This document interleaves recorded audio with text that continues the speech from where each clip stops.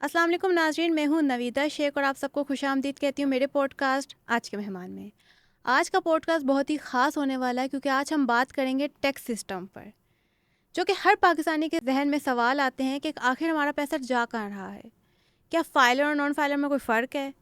کیا پاکستان کی حکومت صرف ایمانداروں کو ہی پکڑتی ہے؟ تو ان تمام سوال کے جواب دینے کے لیے ہمارے ساتھ موجود ہیں فیڈرل بورڈ آف ریونیو کی ڈائریکٹر جنرل میڈم شابانو غزنوی، جنہوں نے 38 ایئرز کی سروسز دی ہیں۔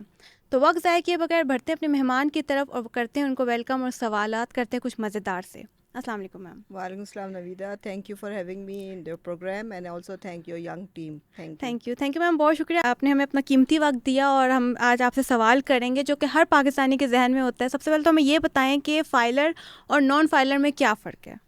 فائلر وہ ہے جو اپنا ریٹرن فائل کرتا ہے جب اس کی ڈیٹ آتی ہے. نان فائلر وہ ہے جو کہ رجسٹرڈ تو ہے سسٹم کے اندر، ٹیکس سسٹم میں، لیکن اپنے ریٹرنز فائل نہیں کر رہا. تو اس کو اور آسان لفظوں میں تاکہ سمجھائیں، کیونکہ جب ہم ویڈیوز وغیرہ دیکھتے ہیں، عام عوام سے بات کرتے ہیں، جو ہمارے سامنے ان کے کنسرنز آتے ہیں، وہ کہتے ہیں ہم ان کے سلوگنز، ان کی انگلش کے الفاظ سمجھ میں نہیں آتے، رپورٹ بھی شائع ہوتی تو کہتے ہیں ہمیں سمجھ نہیں آ رہا۔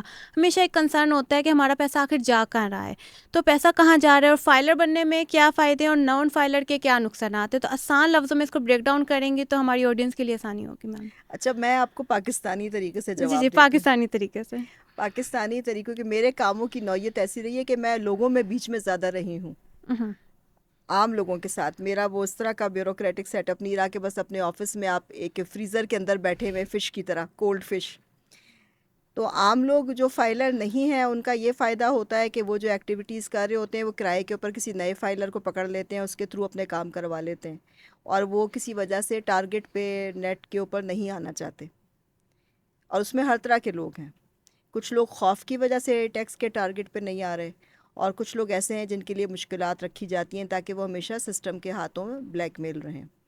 اس میں دو طرح کی وجوہات ہیں، یعنی ضروری نہیں کہ سبھی بدنیتی کی وجہ سے فائل نہیں کر رہے. اور تیسری قسم اس میں ان لوگوں کی ہے جو کہ ٹیکس کی ابھی اس سیلنگ میں نہیں آئے جس کے اوپر آپ کو اپنا انکم ٹیکس کا ریٹرن فائل کرنا ہوتا ہے. اور جو وہ سیلز ٹیکس دے رہے ہوتے ہیں، سیلز ٹیکس کا ریٹرن فائل کرتا ہے وہ جو ان سے کلیکٹ کر رہا ہے دکاندار، جس سے آپ نے ڈبل روٹی، انڈے، دودھ سب خریدا، اور لہٰذا اب جو آدمی جس نے خریدا ہے اس نے تو سیلز ٹیکس اس کو دے دیا ہے دکاندار کو، لیکن دکاندار نے اب اپنا ریٹرن فائل کرنا ہے. اب وہ اگر نہیں کرا یا اس میں ان کے پیسے شو نہیں کرا تو اس میں ان کی غلطی نہیں. تو کئی قسمیں ہیں جو کہ لوگ فائلر نہیں ہیں.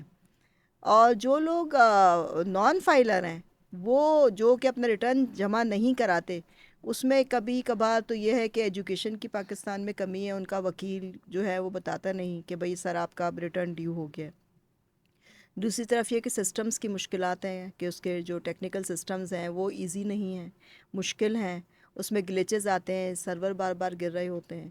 اور تیسرے پھر وہ بھی لوگ ہیں جو کہ ایک پرسنٹیج ہے کہ جو کہ جان بوجھ کے اپنا ریٹرن فائل نہیں کرواتے، کہ تاکہ اگر کوئی ان کی ایکٹیویٹی جب کسی نظر میں آ جائے تو پھر وہ اس وقت جا کے جو ہے معمولی سی فیس اپنی پینلٹی جمع کرا کے اس وقت اپنا ریٹرن فائل کر دیں گے. یا یہ کہ چوتھے وہ بھی لوگ ہیں جنہوں نے صرف اس لیے اپنے آپ کو رجسٹر رکھا ہوا ہوتا ہے سسٹم میں کہ اگر وہ کوئی سرکاری ٹھیکہ لیں اور یا کوئی ایسا کوئی بزنس کریں جہاں پہ ان کو ضرورت پیش آ جائے انکم ٹیکس کا نمبر دینے کی، تو وہ وہاں پہ اس کو استعمال کر سکیں. تو یہ کئی قسم ہیں نان فائلر میں بھی، اس کے پروز اینڈ کونز ہیں، اور فائلر کے بھی جس کی میں نے آپ کو بتایا پہلے.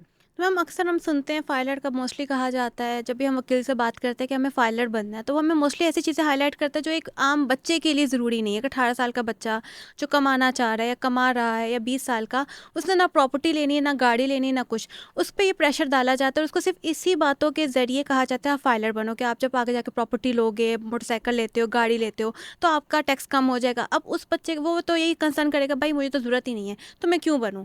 تو اس کو آپ کیسے ایڈریس کریں گی؟ یہ ویسے ضروری ہے فائلر بننا، اور اگر وکیل پرابلم کریٹ کر رہا ہے تو ایک تو ہماری ایف بی آر کی ویب سائٹ ہے، اس پہ چلے جائیں آپ، اور نہایت آسان ہے فائلر بننا. اور ہمارے ایف بی آر کے اندر آپ جب ویب سائٹ پہ جائیں گے تو وہاں پہ یہ پیج بھی ہوتا ہے جس کے اندر کہا ہوتا ہے وہ آپ کی ہیلپ بھی کرتے ہیں. تو وہاں پہ آپ ڈائریکٹلی فون کر کے ان کو بتا دیں کہ جی ہمیں کوئی ٹائم دے دیں.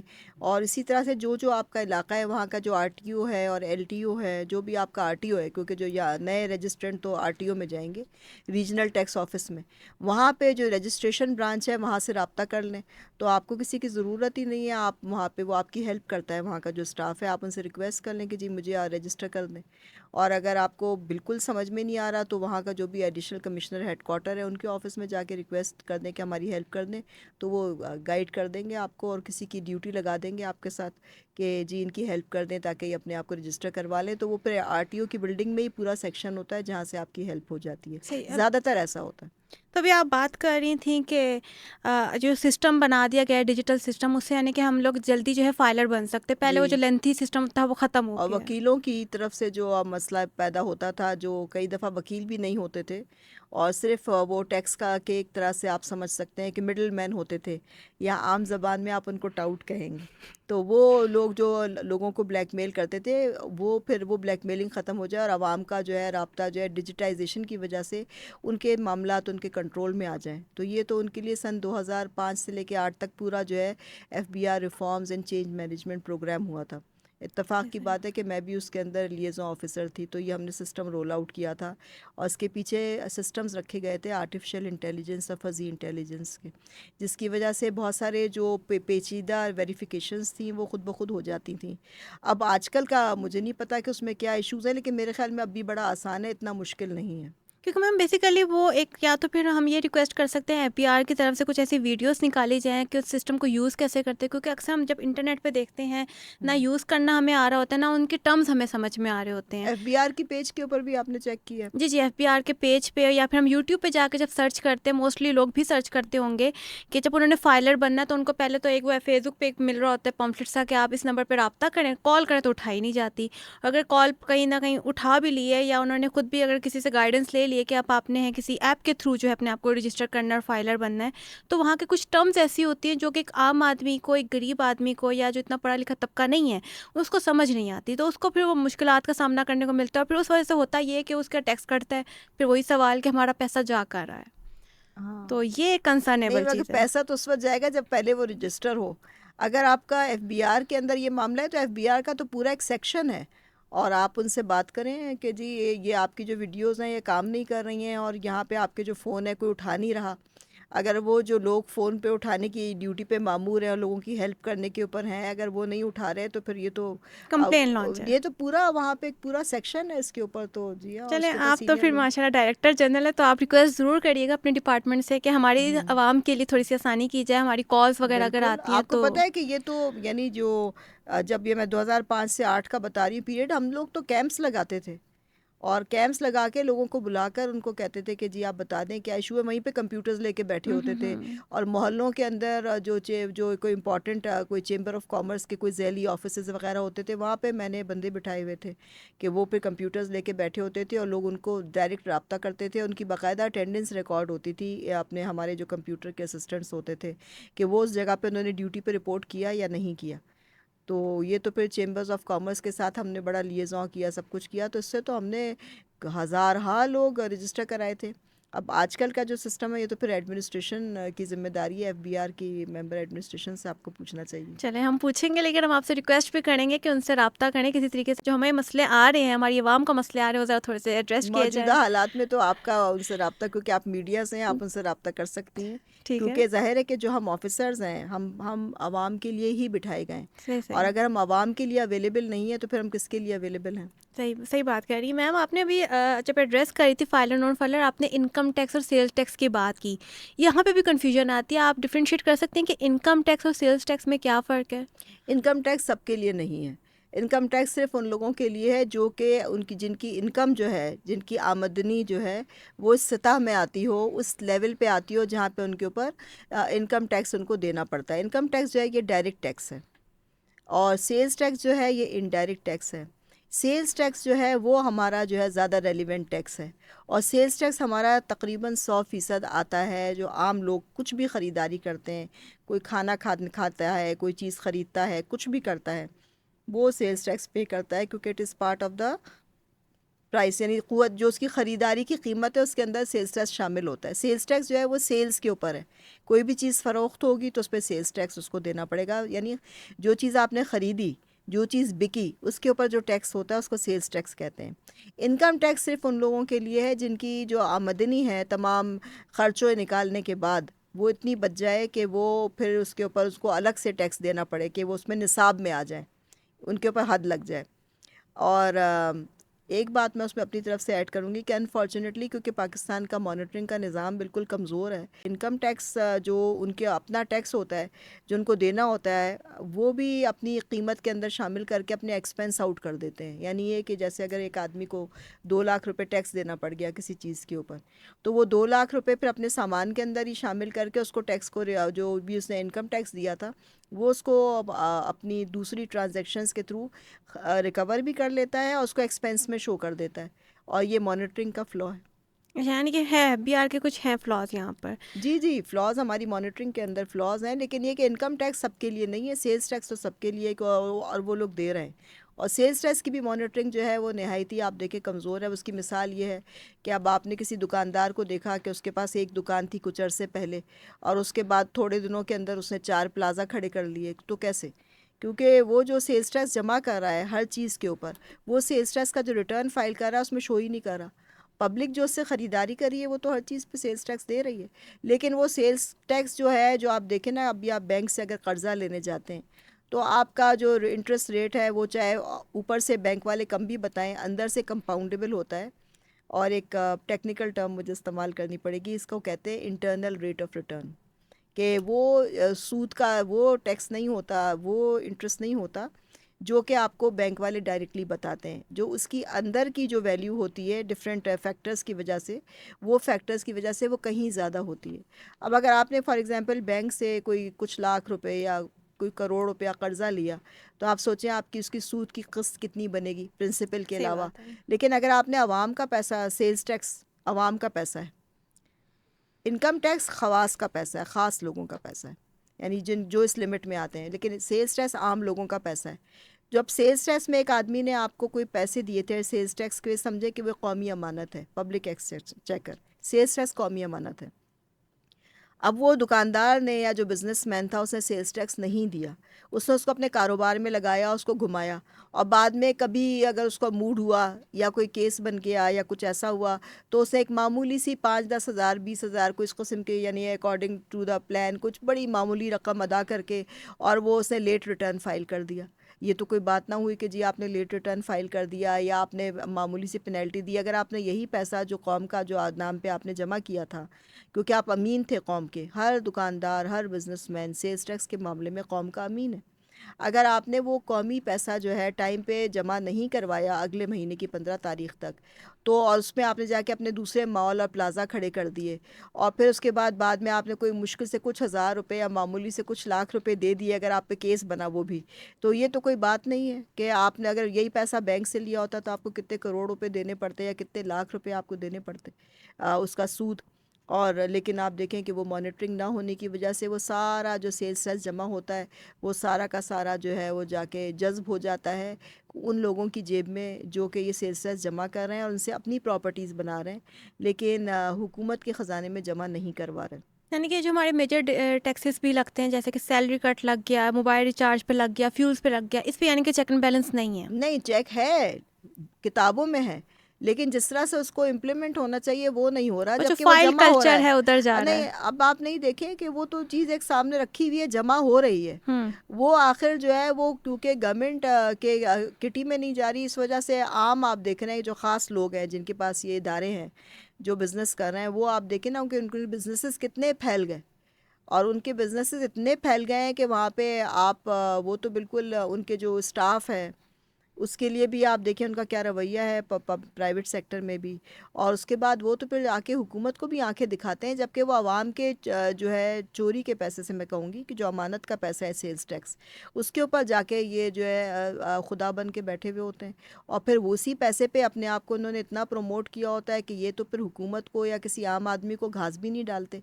تو اگر ان کا سیلز ٹیکس کی مانیٹر, اور سیلز ٹیکس ہی ہمارا مین ٹیکس ہے, اور غریب کے لیے جو ہے اس کے اوپر جب جو جیسے میں نے کہا نا کہ کیوں وزن بڑھ رہا ہے، جو انکم ٹیکس یہ بڑے لوگ دیتے ہیں وہ اس کو اپنی قیمت میں شامل کر دیتے ہیں، اپنے سامان کی قیمت میں سے ریکور کر لیتے ہیں. وہ انکم ٹیکس بھی جو ان کے اوپر خود بنتا تھا وہ بھی اس کو اپنی قیمت کا حصہ بنا دیتے ہیں. میں آپ کو عام سی مثال دوں کہ بھئی آپ کسی دکان پہ گئیں اور آپ نے کہا کہ جی میرے پاس کریڈٹ کارڈ ہے یا ڈیبٹ کارڈ ہے، مجھے اسے ٹرانزیکشن کرنی ہے، تو وہ کہتے ہیں سر دیکھیں اس پہ سروس چارجز جو ہے نا وہ پھر ہم آپ کے ایڈ کر دیں گے. اب آپ دیکھیں نا کہ سروس چارجز جو ہے وہ تو آپ کا اپنا ایک وہ ہے طریقہ، لیکن آپ وہ بھی اپنے خریدار سے لے رہے ہیں، تو پھر آپ نے دکان کیوں کھولی تھی؟ آپ صرف لکھ دیتے دکان کے سر کے اوپر کہ مین کہ جی یہاں پہ صرف کیش میں کاروبار ہوگا، کیش. تو آپ نے یہ تو پہلے تو لکھا نہیں، بعد میں جب اس نے بیچارے نے اپنے کریڈٹ کارڈ سے یا ڈیبٹ کارڈ سے دینے کی کوشش کی تو آپ نے اس میں وہ بھی سروس چارجز ایڈ کر دیے. تو یہ بات میں چھوٹی سی مثال دے رہی ہوں، اور میں آپ کو پھر ایٹ دا سیم ٹائم یہ کہوں کہ جنرل سینیریو ڈسکس ہو رہا ہے. کافی سارے ایسے بھی واقعات ہوتے ہیں جو کہ اس پہ نہیں بیٹھتے، لیکن وہ تو اب اتنا اس پروگرام میں ٹائم نہیں ہے. But this is what is happening generally. عام طور پہ یہ ہو رہا ہے کہ لوگ سیلس ٹیکس دے رہے ہیں، سیلس ٹیکس جو لوگ ان کے سے جمع کر رہے ہیں وہ ریٹرن فائل نہیں کر رہے ہیں، اور وہ جو ریٹرن فائل کر رہے ہیں اس میں اس کو شو نہیں کر رہے ہیں، اس کو اپنے کاروبار میں لگا کے رول کر رہے ہیں. اور یہ ایک وشس سائیکل بن گیا، اور ایون ان کو عادی ہو گئے ہیں وہ ٹیکس کھانے کے کہ وہ اپنا انکم ٹیکس بھی اس کو بھی ریکور کر لیتے ہیں، ایکسپینس آؤٹ کر لیتے ہیں، اور ایکچولی نیٹ ٹیکس ان کا کچھ بھی نہیں ہوتا. یعنی کہ جو انکم ٹیکس انہوں نے اپنا پیمنٹ شو کریے کہ بینک سے ٹرانزیکشن کی تھی، ود ہولڈنگ ٹیکس آ گیا، وہ بھی جو ہے وہ اگر ایکچوئل کیش پیمنٹ چالان دیکھا جائے at the time of filing of return وہ ان کا کچھ بھی نہیں ہوتا. صحیح. میم ابھی آپ بات کر رہی تھی کریڈٹ کارڈ ڈیبٹ کارڈ، ہمارے یہاں یہ بھی دیکھا جاتا ہے جو آپ ہر جگہ کامن ہو گئے کہ اگر آپ ریسٹورینٹ میں کہیں کھانا کھانے جاتے ہیں تو آپ جب ٹیکس پے کرنے کے لیے جو ہے وہ آپ کو ڈیڈکٹ کریں گے نا، یعنی کہ آپ کھانا کھانے جا رہے ہیں ریسٹورینٹ میں اور آپ نے کہا نا کہ میں کارڈ سے پیمنٹ کروں گا، اب وہ آگے سے کہتے ہیں ہم تو نہیں، ہم تو کیش میں لیں گے. اب کیش میں جب ہم دیں گے تو ہم پہ لگے گا 15% GST، جب ہم کارڈ سے کریں گے تو 5% GST لگے گا.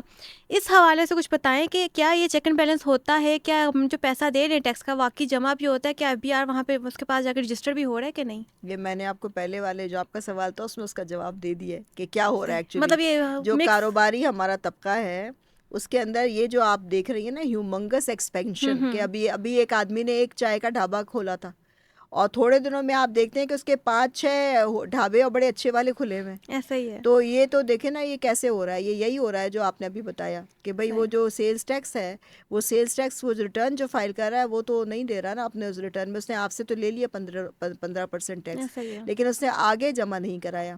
پھر یہ کہ ظاہر ہے کہ میں نے کہا نا یہ تو حکومت کو بھی منہ دیتے ہیں. اب جو بیچارہ سیلری کلاس ہے نا وہ پھنسا ہوا ہے، کیونکہ سیلری کا تو ڈائریکٹ جب آپ کی تنخواہ آپ کو ملتی ہے تو وہ ڈائریکٹ ڈیڈکشن ہو جاتی ہے، اور وہ ڈیڈکشن ہو کے گورنمنٹ کے ادارے میں چلی جاتی ہے. اب اس میں بھی بڑی بات ہے کہ جو پبلک سیکٹر ہے اس میں تو آپ کچھ نہیں کر سکتے، وہ جیسے ہماری تنخواہوں سے پیسے کٹتے ہیں تو وہ تو ڈائریکٹلی چل جائیں گورنمنٹ کے اندر.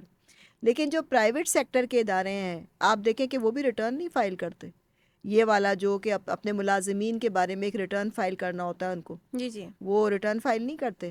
اور وہ جو پیسہ ان کی تنخواہوں سے کاٹ رہے ہیں وہ بھی پتہ نہیں لگتا کہ انہوں نے جمع کرایا، تو اس کی مانیٹرنگ میں پھر کرنی پڑتی ہے.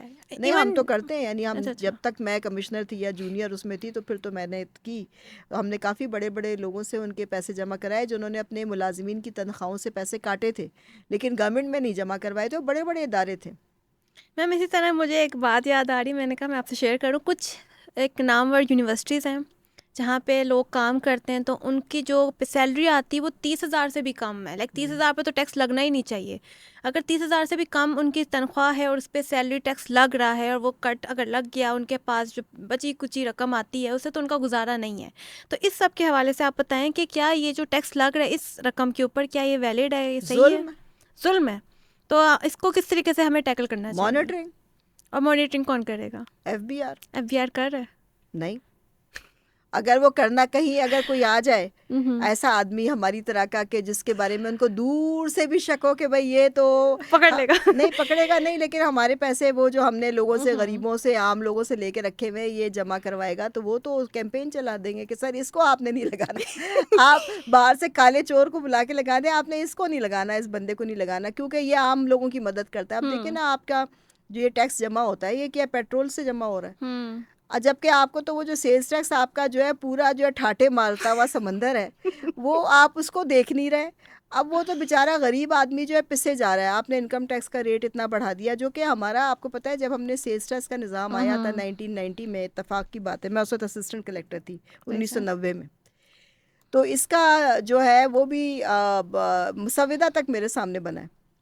تو جب یہ سیلز ٹیکس لانے کا مقصد یہی تھا, اس وقت یہ کہا گیا تھا کہ جی پاکستان جیسے غریب ملک میں آپ سیلز ٹیکس کیوں لے کے آ رہے ہیں.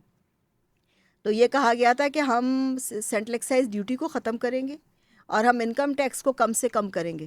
یعنی یہ کہ انکم ٹیکس بالکل بہت ہی نامنل ہوگا, لیکن سیلز ٹیکس کیونکہ سبھی لوگ دے رہے ہیں بس اس کی مانیٹرنگ پہ نظر ہوگی, اور سیلز ٹیکس سے ہی آپ کو پورے ملک کا نظام چلانا ہے. یہ 1990 کی بات ہے. آج ہم 2025 میں بیٹھے ہوئے, 35 ایئرز ہمارے پاس ہو چکے ہیں. کیا ہم نے انکم ٹیکس کا ریٹ کم کیا؟ نہیں. اور فیڈرل ایکسائز ڈیوٹی تو آپ کی اب بھی چل رہی ہے. آپ دیکھیں کہ یہ سیلز ٹیکس کو مانیٹرنگ کے کیا اس کا تو کوئی پتہ ہی نام و نشان ہی نہیں ہے کہ بھئی وہ سیلز ٹیکس جو ہم نے اتنا ہر چیز پہ 100% سیلز ٹیکس لگایا ہوا ہے. اچھا پھر آپ دیکھیں کہ سیلز ٹیکس کے اندر کیا ہے.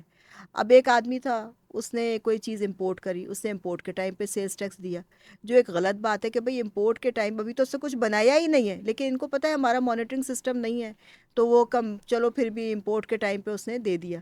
یہ تو ایسا ہی ہے جیسے ابھی ایک بچہ پیدا ہی نہیں ہوا ہے لیکن آپ نے اس کا جو ہے نان نفقہ جو ہے نکاح کے نام پہ وصول کرنا شروع کر دیا. ابھی تو پیدا ہی نہیں ہوا, ابھی تو اس کی شادی ہی نہیں ہوئی, تو آپ نان نفقہ پہلے سے آپ نے جو ہے وہ لینا شروع کر دیا. چلو بھئی اب امپورٹ پہ. پھر اس کے بعد وہ کہتے ہیں جی ہمارے یہاں مانیٹرنگ کا مسئلہ ہے, ہمارے پاس لا اینڈ آرڈر کے مسائل ہیں, ہم لوگ ہر جگہ نہیں جا سکتے. اب جب وہ لے آیا سامان, اس نے اپنے گودام میں رکھا. جب اس نے گودام میں رکھا, اس نے گودام کا کرایہ دیا. اب گودام والے نے بھی اس سے اس کا سیلز ٹیکس کرائے میں رکھا, ٹھیک ہے, یا جو اس کے سروس چارجز تھے, جو اس نے کوئی دوسرے سروس چارجز دیے ٹرانسپورٹرز کو, اس میں بھی اس نے سیلز ٹیکس وہ گیا. اب اس آگے والوں نے دیا یا نہیں دیا, اس کا خرچہ ہو رہا ہے. پھر یہ اس کو اپنی کارخانے میں لے کے گیا اور کارخانے میں اس نے اس کو استعمال کیا. جب اس نے کارخانے میں اس پہ استعمال کیا تو اس نے اس میں جو گیس استعمال کری, بجلی استعمال کری, جو بھی دوسری را مٹیریل استعمال کی, سب میں اس نے سیلز ٹیکس دیا ہوا ہے. اب اس نے جب وہ استعمال, کیونکہ جب خریدا تو ظاہر ہے وہ تو پرچیز پرائس کا حصہ ہے. اب اس نے جب وہ سامان بنایا, وہ مارکیٹ میں گیا, پھر اس کا خرچہ ہوا ٹرانسپورٹیشن کا, پھر وہ دکان پہ رکھا گیا سامان, وہ جب کب بکتا ہے. اب اس کے ٹائم پر جو ہے وہ سیلز ٹیکس کا ٹائم آتا ہے جب وہ چیز باقاعدہ بکتی ہے.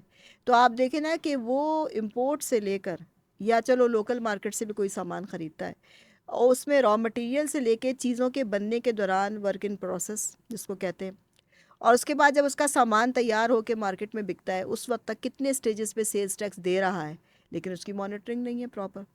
حتیٰ تو یہ کہ ہم نے اس زمانے میں جس وقت یہ آیا تھا ایکٹ, تو کاسٹ اکاؤنٹنٹس کو کہا گیا تھا کہ بہت ضروری ہے کہ کاسٹ اکاؤنٹنٹس ہمارے پاس ہونے چاہیے, لیکن وہ بھی ہمارے سیاسی اس کا سسٹم کا شکار ہو گئے کہ اب وہ کیونکہ خالص طور پہ میرٹ پہ آتے ہی نہیں, اور ہر جگہ جو سرکاری ملازمتوں میں سفارش کا کلچر ہے, بہت انفارچونیٹ کلچر ہے اس میں, لہٰذا وہ جو لابیز انہوں نے, وہی لابیز ہیں جن کے پاس پیسہ ہے, اور وہ لابیز اپنے بندے اگر لگوا دیتی ہیں اس نظام کے اندر, تو اس نے آ کے جو ہے وہ یہ سسٹم کو دیکھنا تو نہیں ہے. اس نے تو صرف اپنی جو لابی اس کو لائی ہے سرکاری ملازمت میں, اس نے ان کا انٹرسٹ کو مانیٹر کرنا ہے کہ جی جو لوگ مجھے لائے ہیں, جن کا میں کیا کہہ سکتا ہوں پروردہ ہوں, یا جن کا ہاتھ پکڑ کے میں سسٹم کے اندر آیا ہوں, میں نے یہ دیکھنا ہے کہ جی ان کو کوئی نقصان نہ پہنچے. تو پھر وہی ہوا کہ عام بندہ کدھر گیا, عام 24 کروڑ عوام کہاں گئے. ہیئر از یور آنسر کہ کیوں نہیں مانیٹرنگ ہوتی. یعنی کہ آپ دیکھیں نا کہ اگر چوروں کو پکڑنے کے لیے مور ہی اپنے لگا دیے جائیں, تو پھر کیا ضرورت ہے کہ وہ آپ کا جو ہے وہ جا کے چوری پکڑیں گے. وہ تو بالکل بھی نہیں پکڑیں گے, کیونکہ وہ تو مور جو ہے چوروں کے اپنے لگائے ہوئے ہوتے ہیں. صحیح. تو میم یہ جو میڈیسن پہ ہمیں ٹیکس دیکھنے کو ملتے ہیں, حالانکہ ایک بہت بیسک چیز ہے, اس پہ تو نہیں ہونا چاہیے, کو مطلب ایک بندہ افورڈ ہی نہیں کر سکے گا پھر میڈیسن لینا, اس سے تو جان بھی جائے گی. تو آپ کو نہیں لگتا یہاں پہ بھی ظلم ہو رہا ہے؟ بھائی ظلم تو پاکستان میں ہر چیز پہ ہی ہو رہا ہے.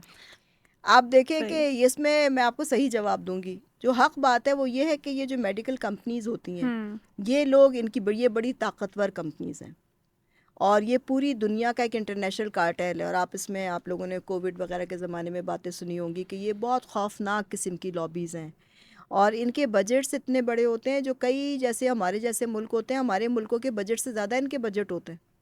یعنی کہ یہ اتنی بڑی کمپنیز ہیں انٹرنیشنل فارماسیوٹیکلس کے، یہ ہمارے جیسے ملکوں کو تو 2 منٹ کے اندر جو ہے ان کا خرید لیں. اور انہوں نے ہر جگہ پہ کمزور ملکوں میں خاص طور پہ انہوں نے ایسے لاز بنوائے ہوئے ہوتے ہیں کہ ان کا جو را مٹیریل آئے گا وہ را مٹیریل کے اوپر کوئی ٹیکس نہیں لگے گا، بلکہ جو پاکستان میں جیسے آپ نے کہا بہت قیمتیں زیادہ ہیں، جی جی تو اس را مٹیریل کی قیمت کی آڑ میں وہ جو پاکستان میں انہوں نے منافع کمایا ہے وہ پاکستان سے باہر چلا جاتا ہے. یعنی سب سے زیادہ جو ایڈوانسڈ لیول کی منی لانڈرنگ ہوتی ہے پاکستان میں، میرا ایکسپیرینس ہے، وہ فارماسیوٹیکل سیکٹر سے ہوتی ہے. کہ آپ نے کیونکہ دوائی بیچی ہے جو ایکچولی 2 روپے کی تھی، لیکن آپ نے اس کو 200 روپے میں بیچا ہے، اور وہ 180 روپے آپ نے رائلٹی کی مد میں اور دوا کے رائٹ کی مد میں آپ نے ملک سے باہر بھیجے کہ جی وہ را مٹیریل باہر سے آیا تھا، جبکہ باقی ساری چیزیں پاکستان میں ہوئی تھیں. اب پاکستان کے اندر آپ دیکھیں کہ میرے خیال میں پیناڈول بنانے کا ایک چھوٹا سا اوریجنل کارخانہ ہے، وہ بھی آئی تھنک ایک ہمارے جو اسٹیبلشمنٹ والے لوگ ہیں ان کے پاس ہے کوئی، لیکن ہمارے یہاں پیناڈول بھی پراپر میس اسکیل پہ نہیں بنتی. اللہ نہ کرے اگر کوئی آپ کے ملک میں کوئی مسئلہ ہو تو آپ کے یہاں تو کچھ بھی ڈائریکٹلی نہیں بنتا. ہاں اب سرنجیں بننا شروع ہوئی ہیں پاکستان میں، خدا کا شکر ہے سرنجیں بننے لگ گئی ہیں پلاسٹک والی ڈسپوزیبل سرنجز، لیکن ان کی بھی کوانٹٹی اتنی نہیں ہے کہ خدا نخواستہ کوئی میس لیول کی کے اوپر اگر آپ کو ضرورت پیش آئے تو وہ اس کو مارکیٹ کو کیٹر کر سکیں. اور اب ایک تو یہ بات ہے کہ یہ جو انٹرنیشنل فارماسیوٹیکل کمپنیز ہیں وہ انڈیا میں کیوں نہیں ان کی دوائیں اتنی مہنگی بک رہی ہیں جتنی پاکستان میں بک رہی ہیں؟ اس لیے کہ وہ جو انڈین گورنمنٹ تھی انہوں نے اس کے اوپر مانیٹرنگ کری بڑی سخت، اور انہوں نے ان کے ساتھ معاہدے ایسے کیے جو، اور بہت ساری چیزوں کی انہوں نے اپنی کاپیز بنا لی. And same goes for China, جبکہ چائنا میں تو فارن انویسٹمنٹ بہت زیادہ ہے، بڑے ریگولر لیول کے اوپر ہے، لیکن چائنیز نے وہ اپنے عوام کی مدد کے لیے تمام کی تمام چیزیں خود بنائیں اور ان کا اسٹینڈرڈ بڑھایا، ان کی کوالٹی بڑھائی. تو لہٰذا آپ دیکھیں چائنا میں بھی دوائیں بہت سستی ہیں، کیونکہ چائنا کا بھی دیکھیں نا پاپولیشن کا کتنا بڑا ایشو ہے، اور انہوں نے اس کو کتنے اچھے طریقے سے ٹیکل کیا ہے، کیونکہ صحت از دا مین تھنگ. ایک غریب آدمی کے پاس صرف ایک صحت ہوتی ہے، سب سے پہلے غریب آدمی کے پاس صحت ضروری ہے، اس کے بعد اس کو ایمان چاہیے تاکہ وہ اپنا آج کا مشکل دن گزار دے. اور اگر کہ اس کے پاس صحت نہیں ہے تو اس کے پاس کچھ بھی نہیں ہے، اس کے پاس ایمان بھی نہیں ہے. اور تو یہ پاکستان کا وہ بس یہ جو اسی پہ لگا ہوا ہوتا ہے کہ آج کی بس روٹی پوری ہو جائے. آپ روٹی تو بڑی بات ہے. اس وقت تو پاکستان کا یہ حال ہے کہ ایک عام آدمی جو موٹر سائیکل استعمال کرتا ہے اپنی جاب پہ جانے کے لیے یا اس کی جاب جو بھی ہے، وہ صبح کے وقت جب نکلتا ہے نویدہ تو وہ یہ سوچتا ہے کہ میری جیب میں جو پیسے ہیں اس سے میں اپنی موٹر سائیکل میں پیٹرول ڈالوں یا میں اپنے گھر والوں کو پیسے دے کے جاؤں کہ آج کی سبزی خرید لیں. یہ پاکستان کی اس وقت ریئلٹی ہے. یعنی کہ جو ہم اور دیکھتے یہ میں ایڈ کر دوں کہ یہ کئی سال سے ہے، یعنی یہ نہیں کہ صحیح. یہ ابھی ہو گئی ہے تو کوئی اس میں خدا نخواستہ اس کو کوئی سیاسی رنگ دینے کی کوشش کرے، لیکن یہ جو ہے نا یہ چیز یہ چل رہی ہے، کئی سالوں سے ایسے ہی چل رہی ہے. تو میم ہم اکثر یہ دیکھتے ہیں اور سنتے بھی ہیں، اور ہمیں کافی سوشل میڈیا کے تھرو اویئرنیس بھی ملتی ہے کہ جو باہر کے لوگ ہیں وہ ٹیکس بھی دیتے ہیں اور خوش بھی ہیں کہ ان کو سہولتیں مل رہی ہیں، لیکن پاکستان میں ٹیکس دیا جا رہا ہے مختلف طریقوں سے، ان سے وہ چھینا جا رہا ہے. ایک طرح سے کہوں پیسہ جو ان کے پاس بچا کچھ ہے وہ ٹیکس کی شکل میں نکل جاتا ہے، لیکن سہولتوں کی کمی ہمیں دیکھنے کو ملتی ہے. تو کیا جو ہم سنتے ہیں لوگوں کی طرف سے کہ ہمارا پیسہ ملک میں نہیں لگ رہا، ہمارا پیسہ جا کہاں ہے، تو واقعی اس میں کوئی سچائی ہے کہ یہ آپ کا بڑا مزے کا سوال ہے، اس کے میں 2-3 طرح کے جواب دے سکتی ہوں. صحیح. ایک تو یہ کہ دیکھیں نا، اگر آپ یہ جو کوئی بھی جب اس طرح کا کام کرتے ہیں نا سسٹمز پہ آپ کو ریزلٹس ملتے ہیں، کیونکہ یہ چھوٹے موٹے تو کام نہیں ہے نا کہ آپ نے بس ادھر سے فون اٹھایا ادھر سے کام ہو گیا. گاڑی بھی جیسے ایک سسٹم پہ چلتی ہے، اس میں 4 گیئر لگتے ہیں. اگر آپ گاڑی کو بھی سنگل گیئر میں چلائیں گے تو گاڑی کا انجن سیز ہو جاتا ہے. ایک تو یہ جو علاقہ ہے بر صغیر جس کو آپ کہتے جی ہیں، جی. بر صغیر میں کلچر ہے بھتہ خوری کا. اور یہ آپ دیکھیں کہ میں آپ کو اس میں بغیر زیادہ اس کو کیے ہوئے آسان یہ بتاؤں کہ ایون قبلائی خان کے زمانے سے جب اس نے انڈیا پہ قبضہ کیا تھا تو جو اس نے سسٹم بنائے تھے گرداوری کے ریکارڈز، ریونیو کے ریکارڈز، آپ دیکھیں وہ ریونیو کے ریکارڈز ہمارے آج بھی جو ہے نا اسی طرح چل رہے ہیں. پٹواری اسی طرح وہ کپڑے کی ململ کے اندر وہ جو ہے تمام چیزیں باندھتا ہے، خسرے وغیرہ اینڈ آل دیٹ. اور پھر اس کے بعد مغلوں کے زمانے میں بھی اس مغل وہی تھے نا، منگولز کی نسل تھی نا، گاف عربک میں غین ہو جاتا ہے. تو وہی سسٹم چلتا رہا. اب پھر بعد میں پورچوگیز آئے یہاں پہ، اور بھی قومیں آئیں جنہوں نے حکومت کری، پھر ڈچ آ گئے، پھر برٹش آ گئے آخر میں، انگریز.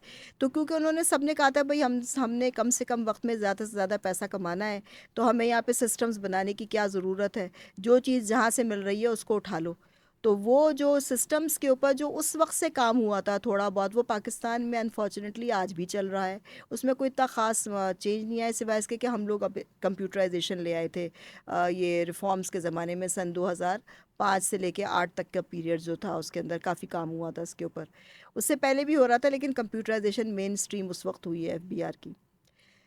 تو یہاں کی جو ذہنیت ہے اس کا میں آپ کو ایک چھوٹی سی مثال دیتی ہوں تاریخ میں سے، کہ لوگ بڑی رومانوی باتیں کرتے ہیں کہ جی وہ شاہی محل تھا، وہ شاہی قلعہ تھا اس کا آخری بادشاہ کا، اور وہ جی وہ انگریزوں نے اس کو وہ تہہ تیغ کر دیا وغیرہ وغیرہ وغیرہ. بڑی اس کے اوپر رومانوی شاعری وغیرہ بھی ہے.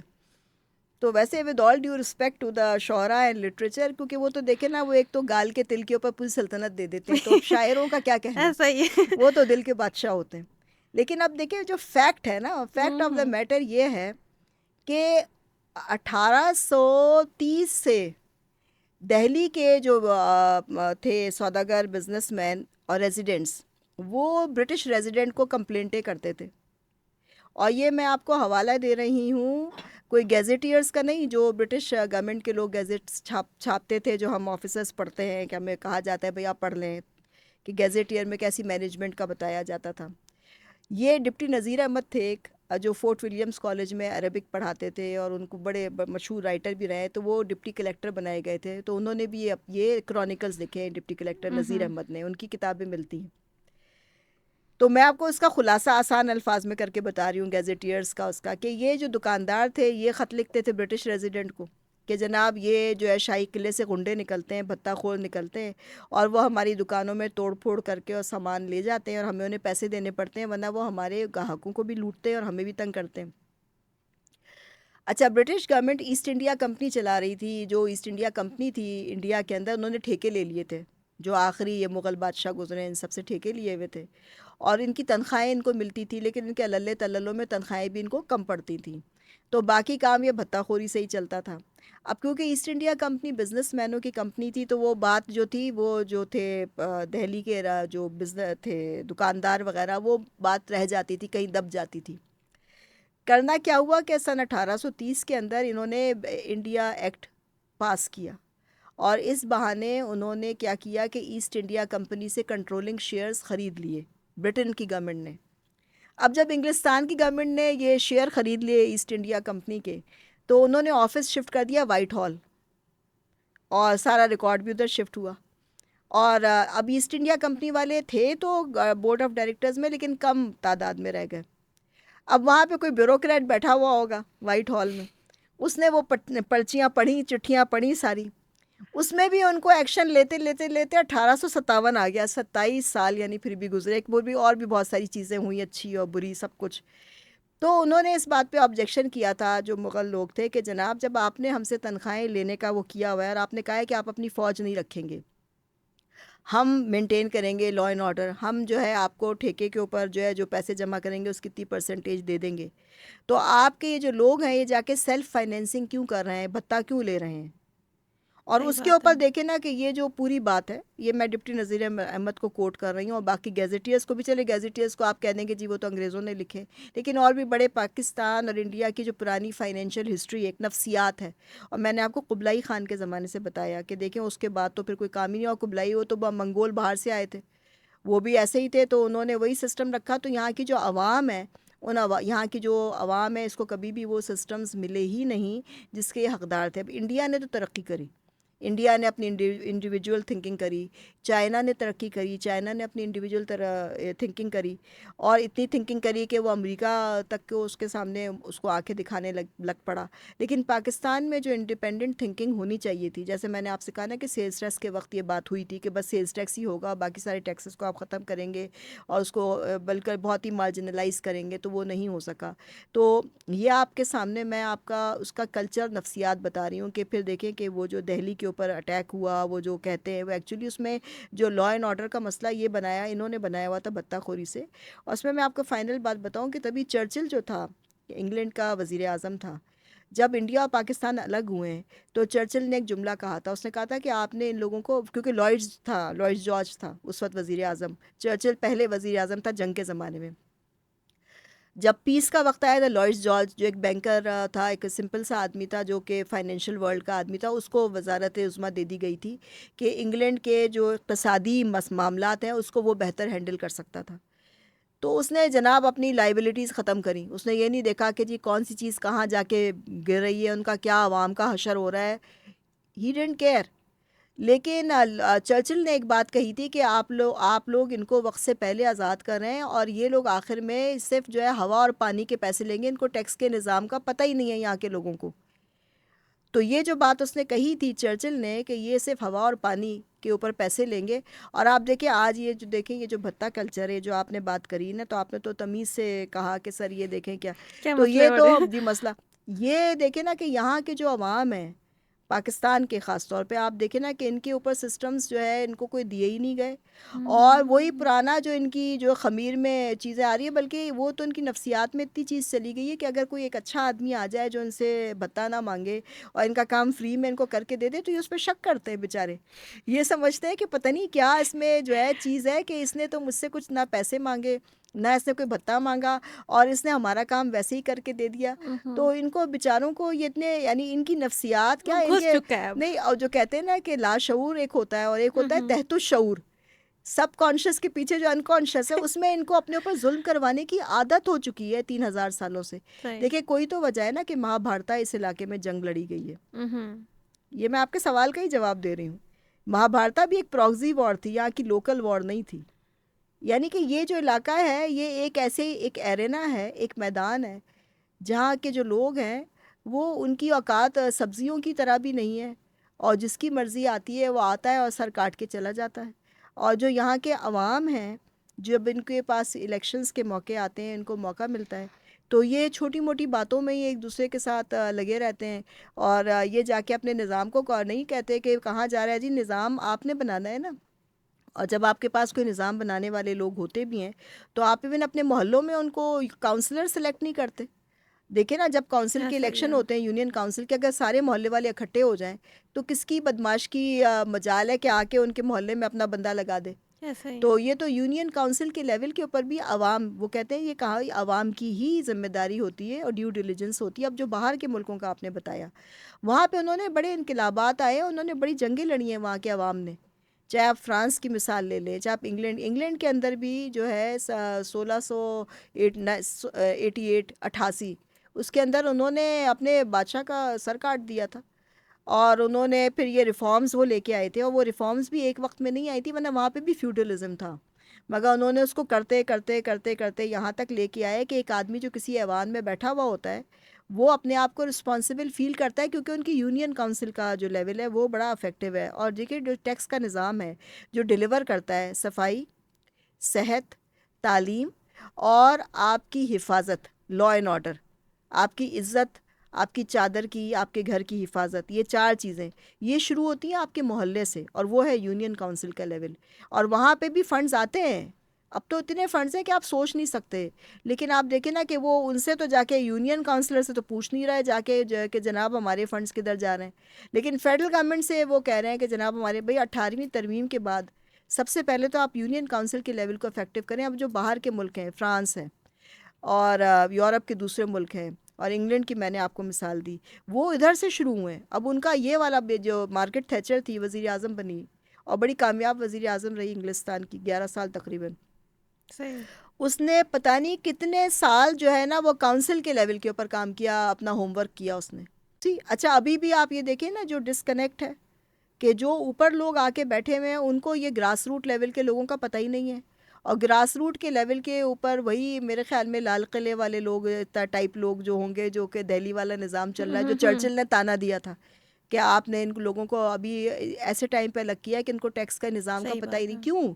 کیونکہ جو ٹیکس کا نظام ہے وہ ایک باشندے ایک کسی ملک کے باشندے کا اس کی حکومت کے ساتھ ایک معاہدہ ہے کہ میں آپ کو اتنی انکم کا اتنا پیسہ اتنا دوں گا اپنی محنت مشقت کی کمائی کی پرسنٹیج، آپ مجھے یہ 4 چیزیں دیں گے: تعلیم، صحت، حفاظت، اور میرا معاشی سسٹم جو ہے، یعنی میرا کوئی بزنس کا سسٹم جو ہے، آپ اس کی حفاظت کریں گے تاکہ میں اپنی 2 وقت کی روٹی عزت سے کما سکوں۔ اگر آپ نے تعلیم، صحت، حفاظت اور اس کے معاشی نظام کی آپ نے حفاظت نہیں کری، تو پھر وہ جو آپ کو اپنا پیسہ دے رہا ہے وہ کیوں دے رہا ہے؟ اور اس وقت تو جیسے میں نے آپ کو بتایا کہ سیلز ٹیکس تو آپ کا 99% آپ کا ضائع ہو رہا ہے، اور ضائع اس لیے ہو رہا ہے کہ وہی بڑے لوگوں کی جیب میں جا رہا ہے جو چیک اینڈ سے اپنے بیلنس. کاروبار اپنے ڈبل ٹرپل کر رہے ہیں، اور ان کی شہریتیں بھی ڈبل ہیں، ان کے بچے بھی باہر ہیں، تو وہ پیسہ پھر کسی بہانے، اور میں نے جو فارماسیوٹیکل سیکٹر کا آپ کو اگزامپل دی جی جی. کہ وہ پیسہ تو پاکستان میں جاتا ہی نہیں ہے، وہ تو سب باہر ہی جا رہا ہے کیونکہ ان کے انٹرسٹ ہی باہر ہے۔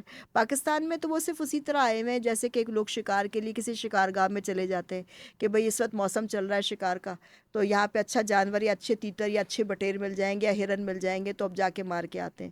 تو یہ علاقہ جو ہے ابھی تک فائنینشلی جو ٹیکس کا نظام ہے اس میں یہ گرو نہیں کر سکا، گرو نہیں کر پایا ہے because of weak policies and weak implementation.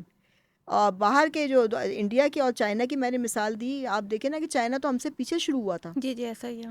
ہم سے کہیں بیکورڈ تھا۔ ہمارے پاس جو at the time of independence جو ہمارے پاس جو آیا تھا را مٹیریل وہ کافی رچ تھا، لیکن چائنا کے پاس تو ایسا کوئی سسٹم نہیں تھا۔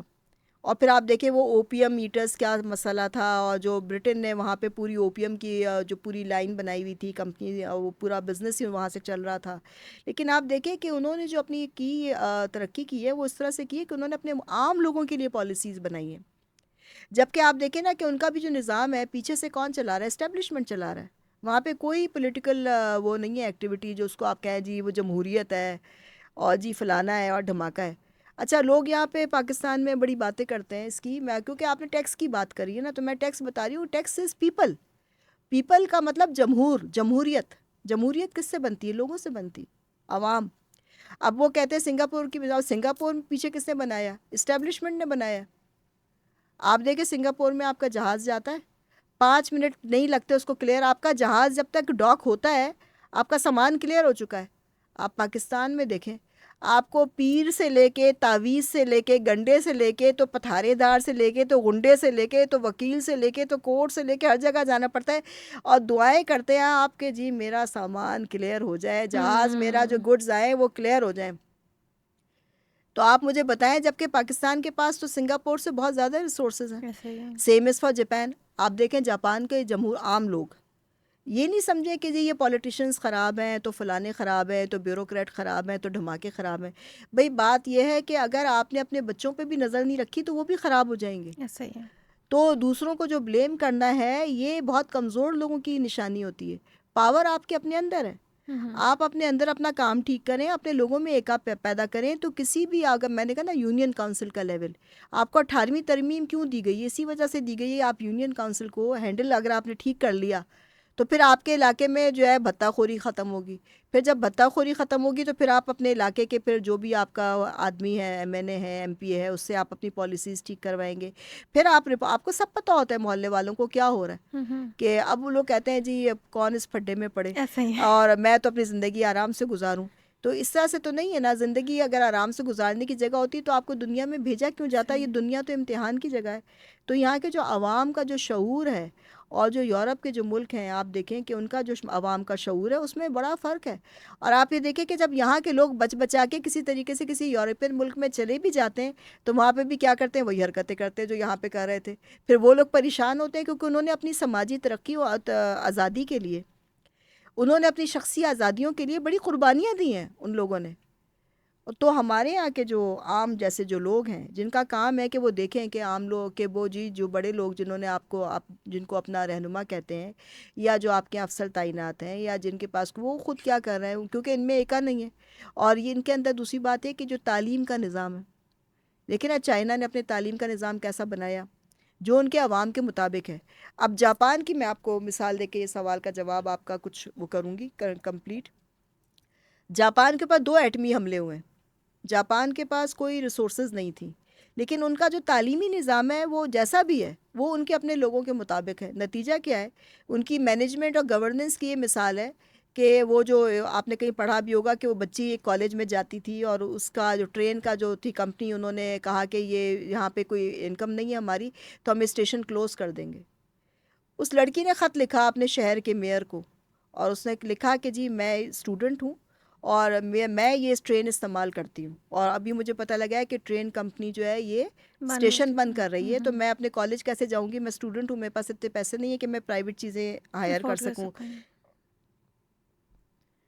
اس کا رزلٹ یہ ہوا کہ ٹرین کی کمپنی نے اس کو خط لکھا اور انہوں نے پوچھا کہ آپ کی کب تک ایک ایجوکیشن ہے, اس نے کہا جی یہاں تک اس عرصے میں ختم ہو جائے گی. تو انہوں نے پھر فیصلہ کیا کہ صرف اس بچی کی وجہ سے وہ ٹرین آپریٹ کرتی رہے گی جب تک کہ اس کی اپنی ڈگری کمپلیٹ نہیں ہوگی. دیکھیں یہ ہوتا ہے عوامی تشخص. تو جو آپ کا یہ ساری جو چیزیں میں نے کہا نا 4 گیئرز ہوتے ہیں جس پہ وہ کام کرتے ہیں, خالی ایک گیئر کے اوپر اگر آپ گاڑی چلائیں گے نا تو وہ آپ کی انجن سیز ہو جائے گا.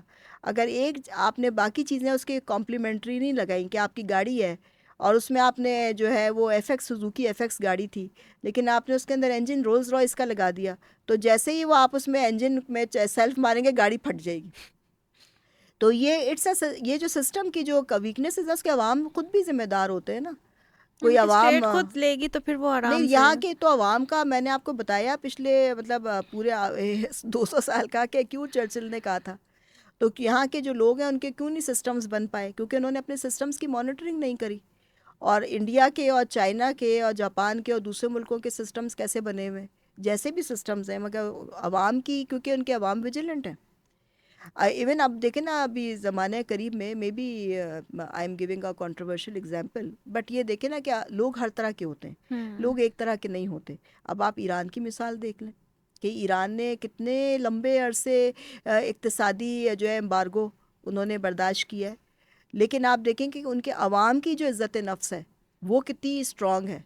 آپ لیڈرز کے بارے میں تو کچھ بھی کہہ سکتے ہیں, لیکن ان کی عوام کی جو عزت نفس ہے اور جس طرح سے وہ عام لوگ اپنے رہنماؤں پہ نظر رکھتے ہیں اور ایکٹیو ہیں, حالانکہ وہ بھی بڑے غریب لوگ ہیں, اور کوئی آپ دیکھیں کہ اس کی وجہ سے ان کے بھی لوگ لائن اپ رہتے ہیں. یعنی تو آپ کو اوپر والوں کو لائن اپ رکھنے کے لیے اپنے شخصی لیول پہ اور اپنے اس کے بعد محلے کے لیول کے اوپر اپنی اویئرنیس کریٹ کرنی چاہیے. تو اگر کوئی چیز کوئی آ رہا ہے ڈاکو اور آپ کے محلے میں ڈاکے ڈال کے سارا دن نکل کے جا رہا ہے تو محلے والے اکٹھے کیوں نہیں ہو جاتے؟ اگر ایک عام آدمی اپنے ہی حق کے لیے اٹھتا ہے نا, سوال اٹھاتا ہے یا کھڑے ہو کے بات کرتا ہے تو اس کو مارا پیٹا جاتا ہے. تو اس کے ساتھ لوگ نہیں کھڑے ہوتے نا, تو اس کے ساتھ کبھی یہی تو پرابلم ہے. پورا محلہ اگر آ کے کھڑا ہو جائے آپ یقین کریں. اور دوسری بات ہے کہ دیکھیں ہمارے پاس ہم اپنے آپ کو مسلمان کہتے ہیں, تو دیکھیں آپ مسلمان ہوں یا نہ ہوں, یہ تو کوئی بھی مذہب ہے آپ کا, لیکن یہ 3 اصول ہے نا کہ آپ بات کریں تو سچ بولیں, اور وعدہ کریں تو پورا کریں, اور اگر آپ کو کسی نے امانت دی ہے تو اس میں خیانت نہ کریں. یہاں پہ تو آپ دیکھیں نا جو عام کلچر ہے وہ یہ ہے کہ اگر آپ نے کسی ملازم پلمبر پہ نظر نہیں رکھی یا آپ سبزی لینے گئے تھے آپ نے سبزی والے پہ نظر نہیں رکھی تو وہ آپ کو کیسا سودا دے دے گا. تو آپ یہ دیکھیں نا کہ جو اس طرح کے کمزور لوگ جن کے کردار کے اندر یہ کمزوریاں ہوتی ہیں ان کو دبانا بڑا آسان ہوتا ہے, اور اسی لیے پھر ان کو ہی لقمہ تر بنایا جاتا ہے, ان پہ اٹیکس ہوتے ہیں. میں یہ نہیں کہہ رہی کہ 100% ذمہ داری عوام کی ہے, لیکن آئی تھنک اس میں سے 50 سے 60% تو ذمہ داری کہ ایک آدمی کو آپ دیکھ رہے ہیں کہ اس کے اوپر یہ مسئلہ ہو رہا ہے تو آپ نے اس کا ساتھ کیوں نہیں دیا. اور اچھا لوگ کیا کرتے ہیں, کئی دفعہ ویڈیو کلپس تو بنا کے وائرل کر دیتے ہیں, لیکن آپ کو پتہ ہے اس کے پیچھے بڑی کہانیاں ہوتی ہیں, کیونکہ پاکستان میں کوئی سسٹمز نہیں ہے. اور میں آپ کو ایڈمنسٹریٹو اپنا تجربہ بتا رہی ہوں, تو اس طرح سے جب کوئی چیز ہوتی ہے تو پیچھے بہت سارے اور بھی معاملات نکل کے آتے ہیں. اور میں اب یہاں پہ اس فورم پہ تو نہیں, اس وقت ہم کچھ اور بات کر رہے ہیں, لیکن آپ سمجھ رہی ہیں کہ میں کن چیزوں کی طرف اشارہ کر رہی ہوں, کہ وہ بھی وائرل ہو گئی کلپ اور یہ ہوا اور پھر پیچھے پتہ لگا کہ جی اس میں یہ بھی تھا اور یہ بھی تھا اور یہ بھی تھا. وہ تو شکر ہے کہ اب میس میڈیا کا زمانہ ہے تو لوگوں کو پتہ لگ جاتا ہے, ورنہ تو یہاں پہ بس قتل و خون کا بس کلپس کے اوپر انباری لگا رہے. ایسا ہی ہے. تو it's like it's a collective responsibility. Pakistan صرف پولیٹیشنس کا یا بیوروکریٹس کا یا کچھ اور لوگوں کا تو ملک نہیں, عام لوگوں کا بھی ملک ہے. جب آپ کہتے ہیں کہ یہ میرا ملک ہے تو آپ کو اس کے لیے آپ نے کیا قربانی دی. میم ٹاپک پہ واپس آئیں گے, ہمارے پاس ایک لمیٹڈ ٹائم بھی ہوتا ہے. یہ جو اب آپ کے نزدیک یہ جو اب نئے ٹیکسز لگتے ہیں, ہر سال ہم جو دیکھتے ہیں کوئی نہ کوئی ٹیکس لگ رہا ہے, تو اس ٹیکس لگنے کے باوجود ایک عام آدمی کو ریلیف نہیں ملتا ہے. تو آپ کو نہیں لگتا کہ ہمارے ساتھ کوئی ظلم ہو رہا ہے یا بس ہمارا جو بوجھ ہے بڑھتا ہی جا رہا ہے؟ ظلم ہے. تو یہ جو ٹیکس ریلیف ہے اس کے اوپر کچھ ہمارے اقدامات ہو سکتے ہیں؟ 100% ہو سکتے ہیں. تو یہ کب ہماری حکومت کیا اس طرح کا ان کا پاس ہوتا ہے بجٹ کے اس طریقے سے دیکھا جائے؟ ان کے پاس لوگ ہیں، ان اچھے لوگ، انہیں کیوں نہیں لگاتے؟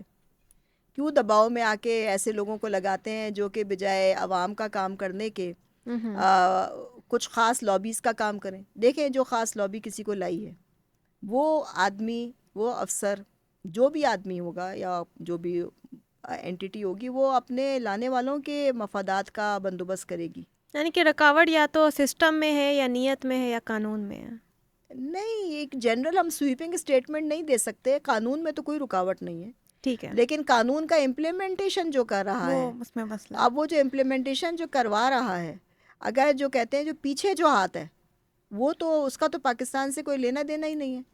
آپ کے اوپر جو پالیسیز آ رہی ہیں اور پالیسیز کو امپلیمنٹ کرنے والے آ رہے ہیں، آپ دیکھیں نا، اور ڈیول نیشنل نہیں ہے کیا وہ؟ ایسا ہی تو میم یہ بھی تو ہے کہ آئین میں کہا جاتا ہے اگر آپ اقتدار میں آئے آپ کو ڈیول نیشنلٹی اتارنی پڑے گی، ختم کرنی پڑے گی.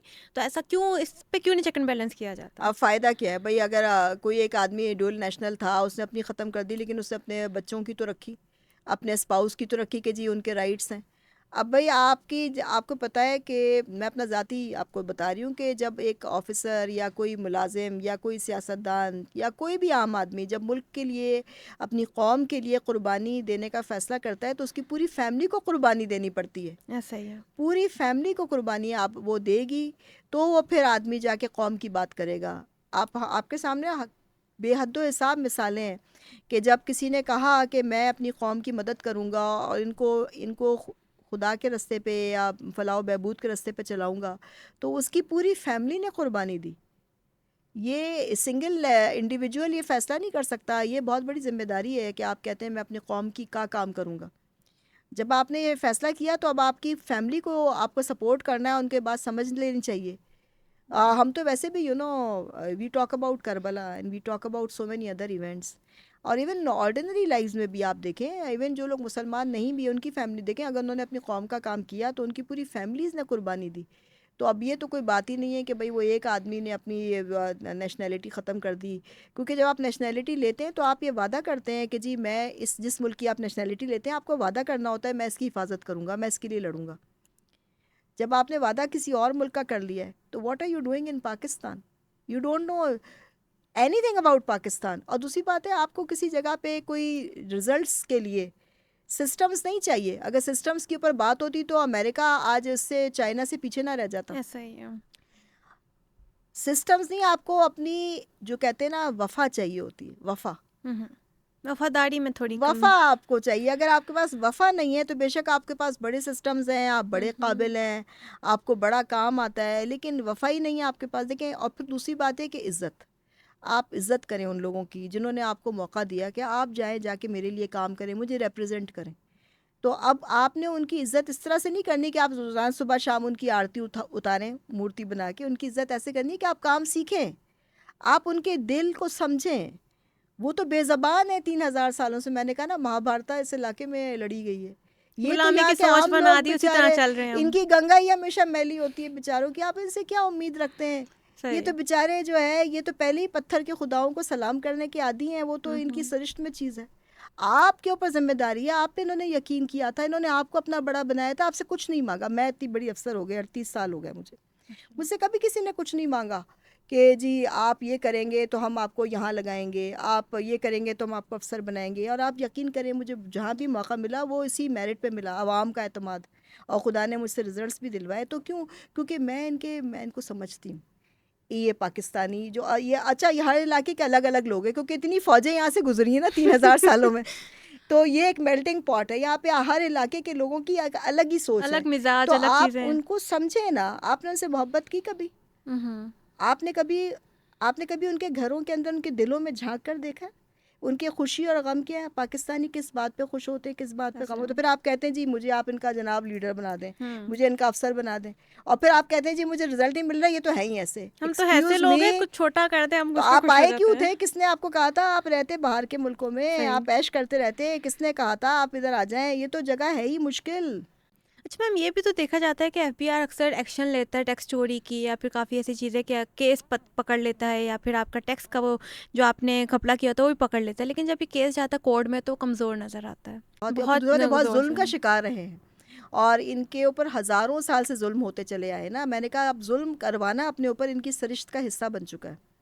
تو ایسے جو لوگ ہوتے ہیں نا, جو کہتے ہیں دکھیائے ہوئے نہیں زخمائے ہوئے جو لوگ ہیں, ان کے سامنے بڑا احتیاط سے ہمیں کام کرنا ہے, کیونکہ ہمیں انہی لوگوں سے جو ٹیکس ایویڈ کر رہے ہیں, اگر میں آپ کو بتاؤں میرے زمانے میں جہاں پہ بھی میں رہی ہوں, کیوں اتنا زیادہ ٹیکس آتا ہے کہ ٹارگیٹ سے بھی باہر, جو کہتے ہیں نا کہ بند ٹوٹ جاتے ہیں, اتنا ٹیکس آتا ہے کہ پھر میرے بعد جو میرے سکسیسر ہوتے ہیں نا, وہ یہ کہتے ہیں جی اس جورسڈکشن کو, ہر افسر کو جو علاقہ دیا جاتا ہے نا, اس کو کہا جاتا ہے اس کی جورسڈکشن, تو اس کو 5-6 ٹکڑوں میں نا توڑ دیا جاتا ہے.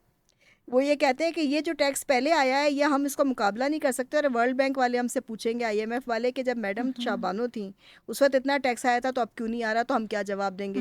تو ہم یہ کہیں گے کہ سر ان کے پاس تو یہ بھی ایریا تھا, یہ بھی ایریا تھا, جبکہ یوزولی جب مجھے چارج ملتا بھی ہے نا تو حصے بٹے جوڑ کے نویدہ ملے گا, ٹوٹے بٹے, لیکن پھر وہ بعد میں نا ٹکڑے کروا دیا جاتا ہے کہ اتنا ٹیکس آ گیا ہے میڈم کے زمانے میں کہ ہم اس کا جو ہے نا کمپیئر نہیں کر سکتے سکسیسو اس میں, تو وہ پھر توڑ دی جاتی ہیں جورسڈکشنز وغیرہ وغیرہ, یا آفس ہی یا ڈپارٹمنٹس ہی پورے کے پورے بند کر دیے جاتے ہیں کچھ عرصے کے لیے, اور ورلڈ بینک والوں کو تاکہ کہا جائے کہ جی میڈم کے پاس تو یہ ڈپارٹمنٹ تھا, اس میں اب یہ بند ہو گیا ہے. لیکن کیوں اتنا ٹیکس آتا ہے؟ Because as a tax commissioner یا ٹیکس کلیکٹر میں لوگوں کو سیفٹی پرووائڈ کرتی ہوں سب سے پہلے. یعنی میرے انڈر میں ایسا نہیں ہو سکتا کہ بھتہ لینے کوئی پہنچ جائے گا کسی کے, یا اس کے گھر پہ پہنچ جائے گا اس کی فیملی کو ہراس کرنے, یا اس کی ماں بہن کو نوٹس دے کے فون کر کے بلائے گا کہ جی آ جائیں جی آپ کے تو بیٹے مفرور ہیں یا آپ کا میاں نہیں مل رہا اور یہ ٹیکس کا کیس بن گیا ہے. No, they are not allowed to. تو کیا ہوتا ہے, اور سسٹمز کو میں بہت پکا کر دیتی ہوں. یعنی یہ نہیں کہ ہمارا ڈپارٹمنٹ, سب کوئی کسی ڈپارٹمنٹ والوں کو اجازت نہیں ہے کہ وہ آئیں جو ایریا میرے انڈر میں, آپ وہاں سے ایک پیسہ بھی بھتے کے لیے لیں. اور اس پہ مجھے بڑی جنگیں کرنی پڑی ہیں اور مجھے ظاہر کاسٹ بھی دینی پڑی. تو ہم کسی ڈپارٹمنٹ والے کو اجازت نہیں ہوتی, کوئی بھی محکمہ ہو, کوئی بھی شعبہ ہو, جو ایریا میرے انڈر میں ہوگا وہاں بھتہ نہیں ہو سکتا. نمبر 1. نمبر 2 یہ کہ ان کے سسٹمز ہیں اور میری ایکسیسیبلٹی ہے. یعنی یہ میں آپ کو عام باتیں راز بتا رہی ہوں کہ یہ طریقہ ہے, ایکسیسیبلٹی ہے, اور کیونکہ میری جو لوگوں کے بارے میں نالج ہے کہ میں ان کو پہچانتی ہوں. اب یہ نہیں کہ جناب میں ایکسیسیبل ہوں تو رات کے 3 بجے جا کے میں کسی چور کی مدد کرنے پہنچ گئی, ایسا بھی نہیں ہے, مجھے پتہ ہوتا ہے, اور لوگوں کو بھی میرے بارے میں پتہ ہوتا ہے. I am one of them and they are from me and I am from them. تو لہٰذا یہ ہوتا ہے کہ ہمیں ریونیو میں کبھی مسئلہ ہی نہیں ہوا, ہمیں تو بلکہ کوئی دوسرے جو اگر ٹارگیٹس اچیو نہیں ہو رہے ہوتے وہ بھی دے دیے جاتے ہیں, اور ہمارے ہاں وہ بھی آ جاتے ہیں. تو یہ تو بات نہیں کہ وہ ٹیکس نہیں دینا چاہتے, یہ جو بزنس مین ہیں ٹیکس دیتے ہیں, دینا چاہتے ہیں. آپ ان کے گھر پرچیاں بھجوانا کا سسٹم ختم کریں نا, آپ ان کو پروٹیکشن سپلائی کریں, آپ ان کو دست بت سے جو بچائیں, جو ہر اگر چلیں جی آپ کے ڈپارٹمنٹ کا بندہ نہیں بھتہ لینے پہنچا تو کسی اور محکمے والا جا کے اس نے جا کے ٹیلی فون کی تاریں کاٹ دیں, اسے جا کے ان کے بچوں کے اسکول کے باہر کھڑا ہو گیا. تو یہ آپ نے ایون بینک, لوگ بینکوں میں پیسہ رکھنا چاہتے ہیں, لیکن آپ دیکھیں نا کہ یہ جو میں نے آپ کو جس اس کی چیز کی طرف اشارہ کیا ہے, جو چرچل نے تانا دیا تھا, اور جو میں نے آپ کو دہلی کا وہ جو اگزامپل دیا ہے, جو آپ کو میں نے اس کی فائنینشیل ہسٹری بتائی ہے, لوگ ٹیکس دینا چاہتے ہیں. انہوں نے اس وقت بھی کہا تھا جی ہم آپ کو ٹیکس دینا چاہتے ہیں, ہم ٹیکس دے دیں گے, لیکن پلیز آپ ہمیں یہ 15 دفعہ لٹنے سے بچا لیں, لٹیروں سے. تو وہ اپنی سیلف فائنینسنگ اپنی ملٹریز کی, جو وہاں پہ چھوٹی موٹی ہر گنڈے نے اپنی اپنی ملٹری بنائی ہوئی تھی چھوٹی موٹی اپنی ذاتی ایک گھر کی, تو وہ اس کو وہ گنڈوں کی جو ٹیم تھی اس کی بھتہ خوری جو تھی وہ فائنینسنگ ہو رہی ہوتی تھی ان سے, دکانداروں سے. تو جو بزنس مین ہیں وہ آپ کو بالکل ٹیکس دینا چاہتے ہیں, لیکن آپ ان کو عزت تو دینا, آپ نے ان کے بارے میں غلط الفاظ نہیں استعمال کرنے. اور پاکستانی میں آپ کو بتاؤں at the end of the day بڑے محب وطن ہیں, کیونکہ پاکستان سے زیادہ اچھا ملک کوئی نہیں ہے پوری دنیا میں. اور یہ نہیں کہ میں کہیں گئی نہیں ہوں, میں نے 3 بر اعظم دیکھے ہیں, لیکن جو یہاں سکون اور ہمیں فریڈم دی جاتی ہے وہ ہمیں باہر نہیں اپنا ملے بھائی. گی. یہاں کے لوگ بھی بڑے امیزنگ اور میجیکل لوگ ہیں نا, مجھ سے پوچھیں, آپ یقین کریں میں تو اس کی مثال بیٹھی ہوں کہ بھئی میں نے کیسے یہ سارے کام کروا کے دیے ہیں. کوئی میں کسی فوج کو بلاتی ہوں یا میں کوئی باہر سے کوئی ایلینز کو بلاتی ہوں, دیکھیں یہیں کے لوگ ہیں نا, وہ اتنا ٹیکس مجھے کیوں دے رہے ہیں. ایسا ہی ہے. تو اس لیے کہ میں ان کو پہچانتی ہوں, اور آپ سب سے پہلے اپنے لوگوں کو عزت دیں, پھر اس کے بعد آپ جو آپ کے لیکیجز ہیں وہ تو آپ کے خود بخود بندی ہو جائیں گے. آپ ان کو ان کی عزت کو بچائیں, ان کو آپ نے تحفظ دینا ہے. اگر آپ نے ان کو تحفظ نہیں دیا, آپ نے ان کو راستہ نہیں دیا اپنے بزنس کے, تو وہ پھر آپ کو کہاں سے ٹیکس دیں گے؟ اپنے گھر کو بیچ کے تو نہیں دیں گے نا. اور جب وہ آپ کے آفس میں آئیں, کسی بھی سرکاری ملازم کے یا ملک کے ملازم کے, پاس کوئی پاکستانی آئے تو اس کو یہ فیل ہو کہ میں اپنے گھر میں آ گیا ہوں. یہ تو میں اپنے گھر کے بندے سے بات کر رہا ہوں. یعنی یہ بھی نہیں کہ وہ تو تڑاک پہ آتا ہے, لیکن جیسے ایک بزرگ ہوتا ہے, پہلے آپ بزرگ بنے نا, کہ آپ بزرگ کیسے ہوتے ہیں, تمیزدار ہوتے ہیں, وفا شعار ہوتے ہیں, محبتی ہوتے ہیں, تو پھر اگلا بندہ بھی کھلے گا. اور وہ خود ہی پاکستانی تو آپ کو پتہ ہے کہ جیب میں کچھ بھی نہیں ہوتا ہے, تب بھی اگر آپ ان کے گھر میں چلے جائیں تو وہ جو بھی چیزیں آپ کو کھانا ضرور آفر کریں گے. ایسا ہی ہے. میم میں آنا چاہوں گی کہ جو ایف پی آر کی طرف سے یا کسی اور ادارے کی طرف سے ہمیں فیک کالز آتی ہیں, اب یہ فراڈ تو ایک عام آدمی کا ٹرسٹ ڈیولپ نہیں کر پا رہا, ایک کمزور ہو چکا ہے, تو اس حوالے سے جو ہے اس مسئلے کو دور کرنے کے لیے ایف بی آر کوئی پریکٹیکل اسٹیپس لے رہا ہے کہ فیک کالز کے ذریعے فراڈ نہ ہو؟ مجھے تو اس بارے میں کچھ نہیں پتا, کیونکہ میرا جو عہدہ موجودہ ہے اس کا کچھ لینا دینا ہی نہیں ہے ان صحیح چیزوں سے. صحیح. لیکن پہلے اور اس سے پہلے بھی 8 مہینے میں بلڈنگ, مطلب مجھے تو انہوں نے کئی سالوں سے کسی ایسی جگہ پہ رکھا ہی نہیں. اور یہ بات آپ بالکل ٹھیک کہہ رہی ہیں. ایون میرے پاس بھی ایک دفعہ اس طرح کی کال آئی تھی, تو میں نے اپنے وکیل سے کہا بھائی اس کو فون کرو, تو پھر اسے بتایا کہ بھائی میڈم تو خود ایف بی آر کے افسر ہیں اور آپ ان کو فون کر رہے ہیں. جی جی, تو مجھے میم اس خود پہ کیا ہمیں ایکشنز لینے چاہیے تاکہ جو کال سینٹرز ہیں ان کو بند کیا جائے؟ ابھی ان حالانکہ کو دیا دیکھیں, گیا یہ چھاپا. میں نے کہا نا کہ یہی تو بات, جو پہلا سوال تھا کہ دیکھیں اگر آپ کے بیچ میں بھتہ خور, بلیک میلر, چور, اغوا گروپ, اغوا برائے تاوان گروپ آ کر آپ کے بیچ میں آ کے بیٹھے ہوئے ہیں, تو ان کو کنٹرول کرنا تو ایڈمنسٹریشن کی ذمہ داری ہے کہ آپ پہلے آپ اپنا وہ تو صفائی تو کریں اپنے علاقے کی. آپ کو پتہ ہی نہیں ہے کہ آپ کے اندر آ کے کس قسم کے لوگ بیٹھے ہوئے ہیں اور وہ پبلک کے ساتھ کیا سلوک کر رہے ہیں, تو واٹ آر یو ڈوئنگ, تو ایڈمنسٹریشن کا کام ہے. صحیح. تو میم یہ جو ایک پرسیپشن ڈیولپ ہو چکا ہے کہ اچھا, مذہب. میں ویسے بہت سخت ہوتی ہوں اس معاملے میں. میں نے کہا نا میرے علاقوں میں جہاں جہاں میں رہی ہوں, صحیح تو صحیح میں نے تو آپ سے اپنا وہ شیئر نہیں کیا ریونیو پروفائل ہے, تو اتنا اربوں خربوں کا ریونیو کیوں آتا ہے, کیونکہ میں تو اس کو ٹالریٹ ہی نہیں کرتی. صحیح صحیح. کہ ہمارا تو دور کی بات ہے, کسی اور ایجنسی, جب میں ڈی سی ایئرپورٹ بھی تھی 99 میں, تو اتنا ریونیو آیا تھا, حالانکہ ایئرپورٹ کا ریونیو ٹارگٹ نہیں ہوتا تھا, لیکن اسی وجہ سے آیا کہ ہم تو کسی اور ڈپارٹمنٹ کو بھی اجازت نہیں دیتے تھے کہ آپ ہماری جورسڈکشن سے آ کے کوئی بھتہ خوری کر لیں یا کسی کو تنگ کریں یا اس کے پیچھے لگ جائیں.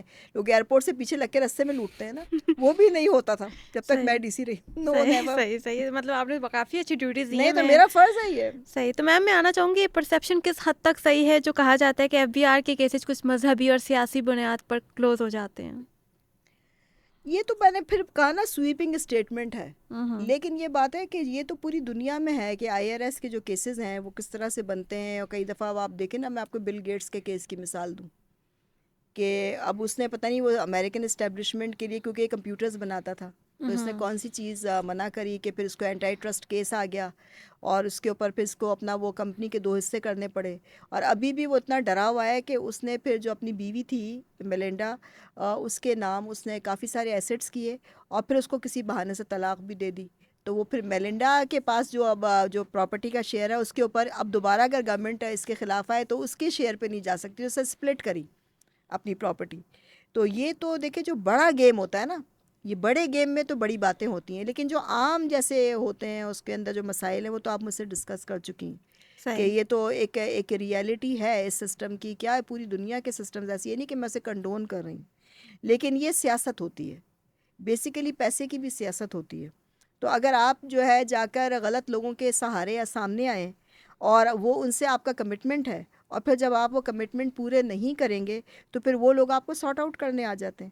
اور پھر یہی ہوتا ہے کہ جی یہ کیسز ہوتے ہیں, یہ ہوتے ہیں, وہ ہوتے ہیں, تو لوگ کہتے ہیں جی سیاسی بنیاد پہ کیس بنائے گئے ہیں. لیکن سوال پیدا ہوتا ہے, پہلے پوچھا جائے کہ سر آپ کیا کمٹمنٹ دے کے آئے تھے, آپ اس کمٹمنٹ پہ نہیں رہے. اب جیسے ہم لوگ ہیں, ہمیں تو کبھی ایسا مسئلہ اس لیے نہیں ہوتا کہ ہم تو عوام کے لیے کام کر رہے ہیں اللہ کی مدد سے, اور ہم اداروں کا احترام رکھ رہے ہیں, ہمارا ایک احترام کا رشتہ ہے, تو کوئی مسائل نہیں ہوتے.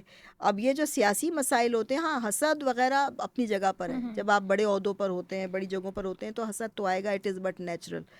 تو وہ تو آپ ہنس کے اس کا خندہ پیشانی سے جواب دے دیتے ہیں اور اس کو ہینڈل کرتے ہیں.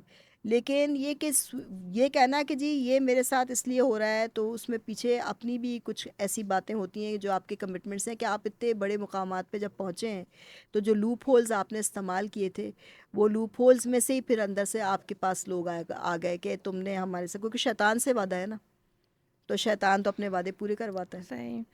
اسی کے ساتھ ناظرین ہمارے پوڈ کاسٹ کا وقت ختم ہو چکا ہے. ہمارے ساتھ موجود تھے ایف بی آر کی ڈائریکٹر جنرل میڈم شاہ بانو, جنہوں نے بہت خوبصورتی سے اور آسان لفظوں میں ٹیکس سسٹم سمجھایا.